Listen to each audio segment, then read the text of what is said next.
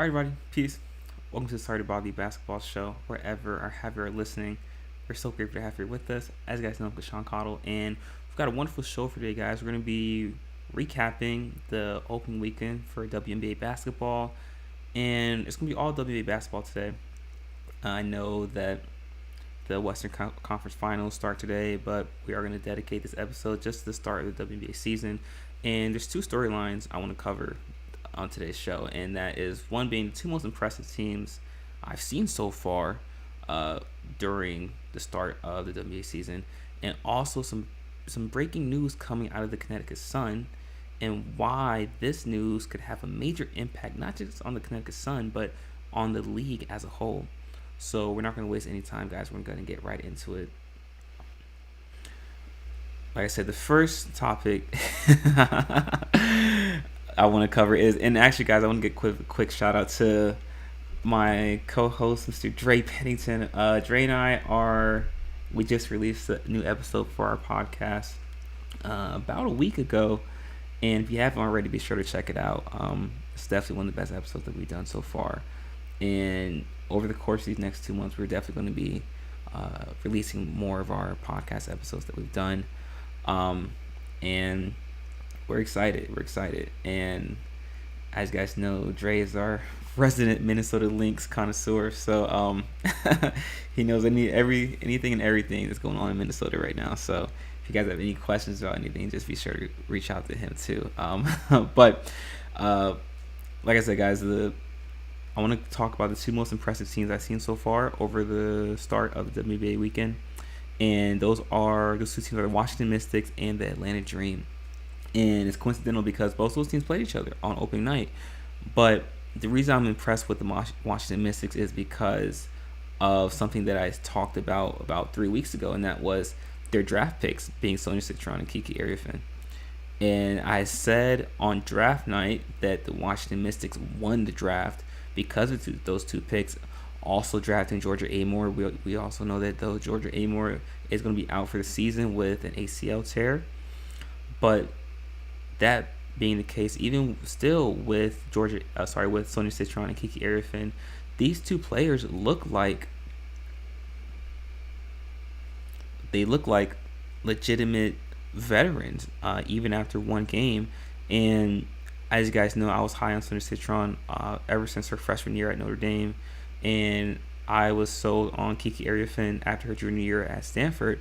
And these two players were a seamless fit for the Washington Mystics, and they both play well off of Brittany Sykes.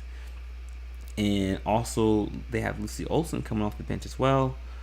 And there's a plethora of scoring at the guard position. That was an issue that I thought would be prominent in Washington, but that's not the case. Also, they have Shakira Austin, who is recovering from her hip injury. So she played not in the first game, but in their second game for the Mystics.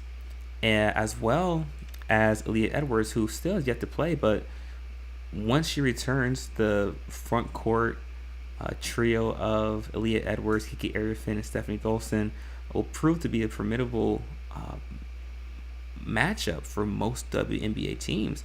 And with the movement of Brittany Sykes to the on-ball position for the guard, have her being that primary ball handler, it does open up the spacing, and it creates a lot more scoring opportunities for her teammates because she's so aggressive at all times. She's not your standard point guard. She is more that combo guard position. She actually reminds me of, in terms of her play style, of an Anthony Edwards in terms of that constant aggression, that constant putting pressure on the defense. And she creates a lot of scoring opportunities by penetrating and drawing in multiple defenders and kicking out to the shooters. And Washington has looked very impressive, like I said, over the first two games. And I will not be surprised if Brittany Sykes is an all WNBA player, and if the Washington Mystics aren't a top 4 team in the league come the end of the season. And I know it's early, but that's just based on what I've seen so far. But let me know what you guys think about that. Based on what you've seen, do you guys think the Washington Mystics can be a top 4 team in the league this year? Another team that has impressed me so far, like I said, are the Atlanta Dream. And we all know that the Atlanta Dream are led by Alicia Gray. And Brittany Griner and Bree Jones, as well as drafting Tahina Paopao. Um, Also Ryan Howard. There's a plethora of talent on that Atlanta team, and they're all scorers, but they all can move well off the ball.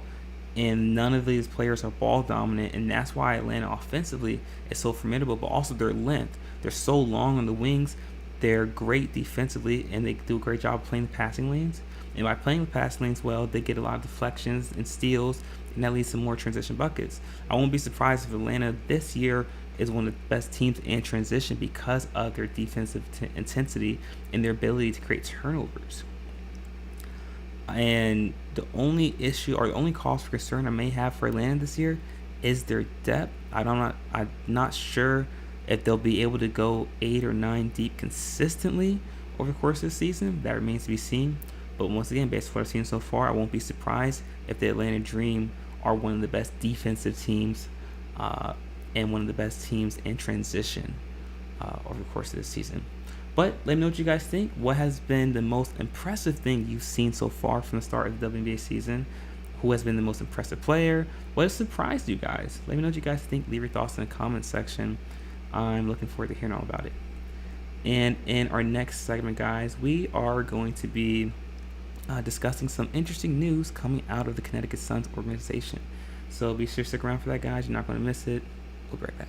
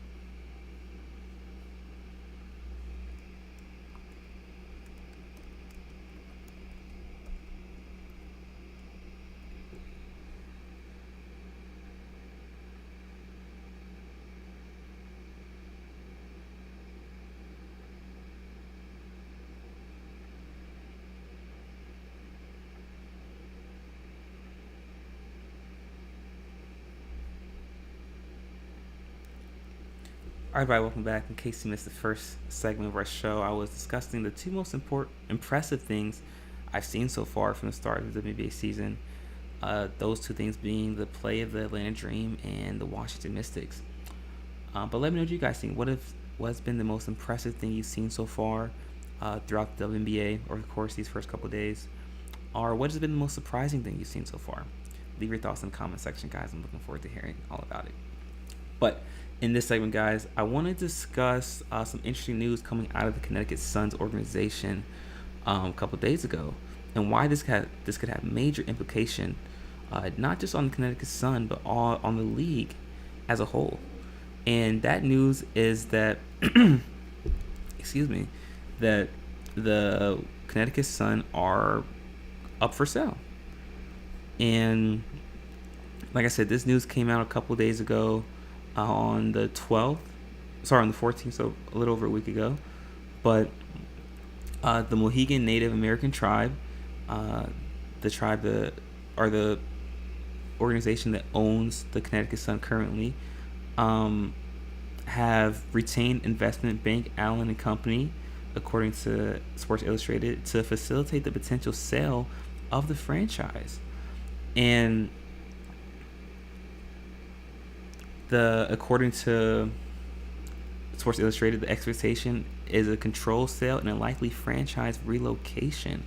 And currently, the value of the Connecticut Sun is estimated at around $80 million.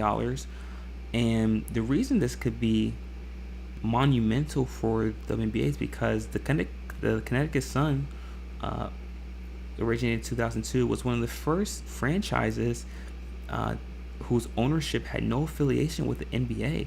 So the Connecticut Sun were the pioneers for these independent franchises to be created separate from any NBA affiliate, and it allowed for more diversity in terms of ownership and equity. And with Connecticut being still one of the smallest markets in the WNBA, they have had massive success over the course of the last 4 years, making the WNBA finals twice. And now that they're in a bit of a rebuilding phase right now, with them losing DeWanna Bonner and Alyssa Thomas, they are, as well as Bree Jones, they are in a bit of a rebuilding phase right now, and so it makes sense that ownership is looking to sell and perhaps to make some sort of profit off the sale. And something interesting I learned today is that the Connecticut Sun actually don't have their own practice facility. They actually practice at one of the local community colleges that is close to the arena, and that surprised me. And I always wondered why a team that's had a lot of success on the court like Connecticut, why they always struggle getting notable players to go play for that organization. And it's because of things like that.